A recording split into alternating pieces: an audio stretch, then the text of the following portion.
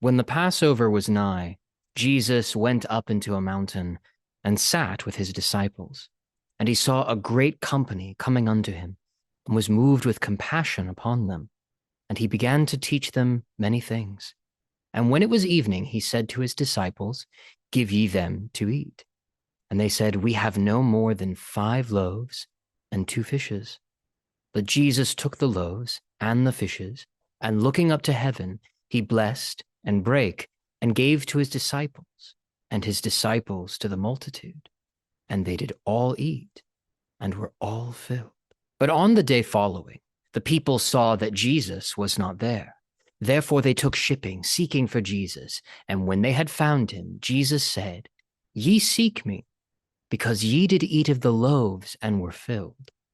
Labor not for that meat which perisheth, but for that meat which endureth unto everlasting life. What is that meat, brothers and sisters?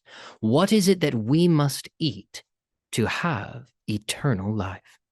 The crowd who were present recalled the manna given to Moses by God, but Jesus said unto them, Your fathers did eat manna in the wilderness, and are dead. For Moses gave you not that bread from heaven, but my Father giveth you the true bread from heaven.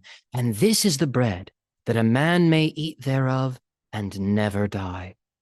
And when the people heard this, they said, Lord, give us this bread. But Jesus said unto them, I am the bread of life, the living bread which came down from heaven. This is the bread that a man may eat thereof and shall live forever. And the bread that I will give is my flesh. This is the meat, brothers and sisters, which we must eat to have eternal life, the flesh of the Son of God. But the people strove among themselves, saying, How can this man give us his flesh to eat? Then Jesus said unto them, My flesh is meat indeed, and my blood is drink indeed.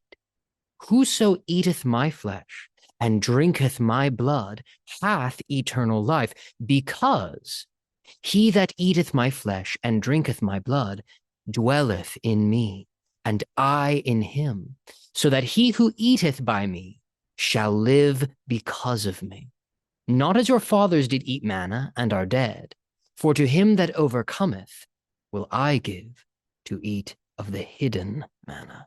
And he that eateth of this bread shall live forever. But how, brothers and sisters, how can we eat of his flesh and drink of his blood? And what is the hidden manna, that we may partake of all these things? After declaring he was the Messiah to the Samaritans, Jesus said, My meat is to do the will of him that sent me, and to finish his work. And to Moses God revealed, This is my work and my glory, to bring to pass the immortality and eternal life of man. Immortality and eternal life, the very things we are promised by Christ if we eat his flesh and drink his blood, which are the meat, he says, is to do the will of the Father. And surely, if we do God's will, we will have, in the words of Mother Eve, the eternal life, which God giveth unto all the obedient. But the flesh of Christ, which we must eat, the meat of eternal life, is more than simply obedience to God's will. It is also to understand God's word.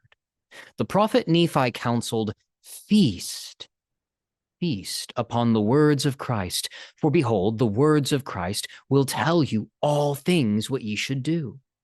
But God's word is not limited merely to the things he says, because according to the Gospel of St. John, in the beginning was the Word, and the Word was with God, and the Word was God, and the Word was made flesh and dwelt among us. Jesus Christ is the Word of God, the Word which Nephi commanded us to feast upon, the Word which was made flesh, the flesh which we must eat to have eternal life. Feasting upon the words of Christ is feasting upon the flesh of Christ, because the Word was made flesh, and because his meat is to do the will of the Father. Or in plainer words, the will of God, which we must obey, is reflected perfectly in the person of his Son, who by his words teaches us how we may do the same. And if we feast, which means listen to those words, and eat, which means to do them, we will have eternal life. And this is life eternal, saith Christ, that they might know thee, the only true God, and Jesus Christ, whom thou hast sent. Eternal life is a life and a knowledge given from the Father through the Son to each of us by the Holy Spirit. For when the Spirit brings us to a knowledge of the Father and the Son, we begin to live like them, because, as the prophet Benjamin said, he who yields to the enticings of the Holy Spirit putteth off the natural man and becometh a saint through the atonement of Christ. When we live the saintly life, the godly life, the eternal life, we overcome the world and all its sin. Remember again the words of Christ, to him that overcometh will I give to eat of the hidden manna.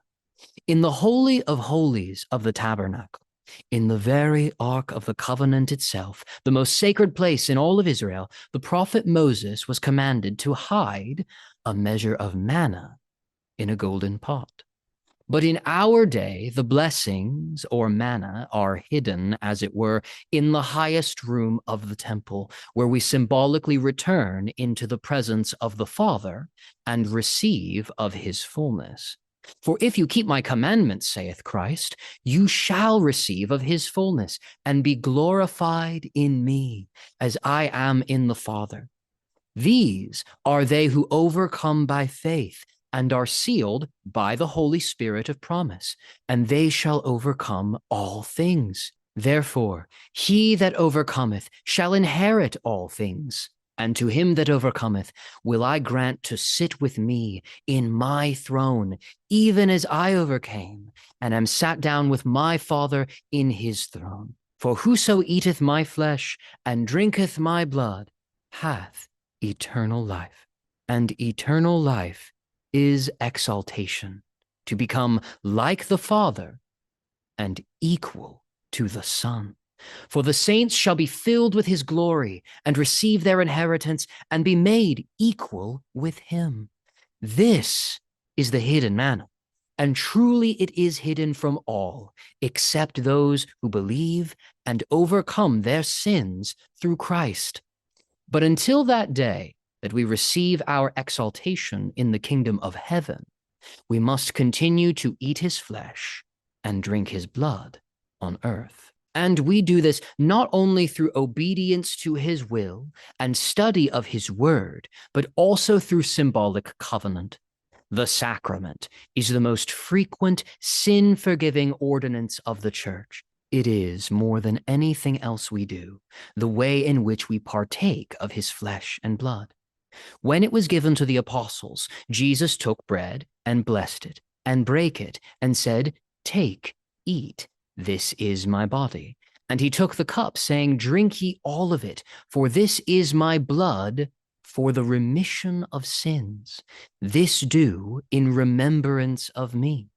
And so we pray, O God, the eternal Father, we ask thee in the name of thy Son, Jesus Christ, to bless and sanctify this bread to the souls of all those who partake of it, that they may eat in remembrance of the body of thy Son, and sanctify this water to the souls of all those who drink of it, that they may do it in remembrance of the blood of thy Son, that they are willing to take upon them the name of thy Son, and always remember him. Though both meals were blessed and brake on the nights of Passover, in the sacrament we find a miracle far more divine than the feeding of the 5,000. With loaves and fishes he fed their bellies, but with bread and water he not only feeds our spirits, but forgives our sins, which loaves and fishes could never do. As we take the bread and water, which mean his flesh and blood, into our bodies, we take his name upon our spirits. And behold, there is no other name given whereby man can be saved in the kingdom of God, only in and through the name of Christ. And this is the doctrine of Christ, and the only true doctrine of the Father and of the Son and of the Holy Ghost, which is one God without end. And though they are one God, they invite us to be one with them. For he that eateth my flesh and drinketh my blood dwelleth in me, and I in him, as thou, Father, art in me, and I in thee, that they all may be one in us. And so, in the words of a poem, ye hidden manna, O Hosanna, glory to the bread of life, the Lamb of God with mercy trod the path of mortal strife. He was the word that we have heard, his holy body broken, with blood he spilled. We now are filled by covenant and token. The cost of sin, our souls to win, a ransom freely paid, his kingdom come, beginning from the place his body laid. Give us thy flesh, our minds refresh, and make us all the heirs of thy ascent. Let us repent and take the sacrament. May we all be raised up at the last day and receive the salvation of Christ through his flesh and blood. May we all partake of the hidden manna, the bread of eternal life, which is exaltation with our God. In the name of Jesus Christ, amen.